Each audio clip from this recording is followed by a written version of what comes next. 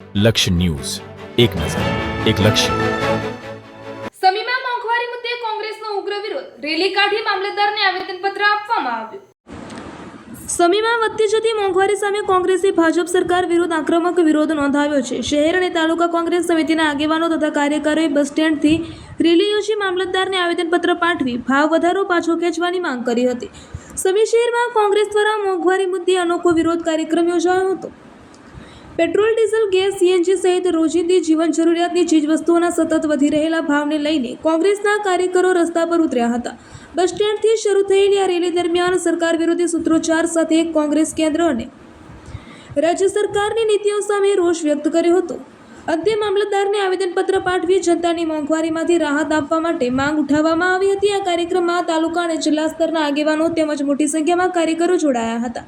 Reporter Pankaj સાધુ, પાટણ. પત્ર દેવા આવ્યા છીએ. એના દ્વારા અમારી કોંગ્રેસ પાર્ટીના આદેશ અનુસાર ભારત દેશ અને ગુજરાત રાજ્યમાં જે દિવસે ને દિવસે મોંઘવારી વધી રહી છે, અર્થતંત્ર તૂટી રહ્યું છે, ખેડૂત પીડાય છે,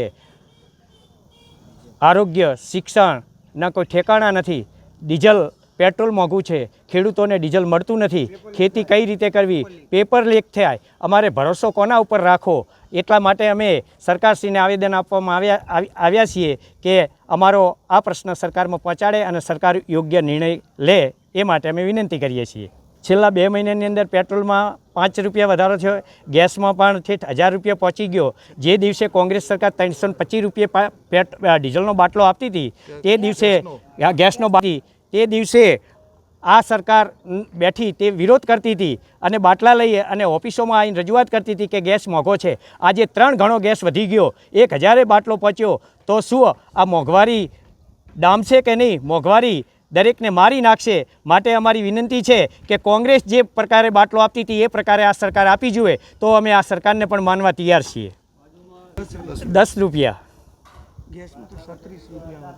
મારું નામ નાડોદા પ્રસાદભાઈ જગમાલભાઈ, સમી તાલુકા કોંગ્રેસ પ્રમુખ. રમેશ. જે મોંઘવારી માજા મૂકી છે ત્યારે ગૃહિણીઓના બજેટ પણ ખોરવાણા છે. જ્યારે પેટ્રોલ ડીઝલ સતત 10 થી 12 રૂપિયા 2 મહિનામાં વધારો આવ્યો છે. ગેસના બાટલામાં પણ લગભગ 1000 રૂપિયા આસપાસ વધારો આવ્યો છે.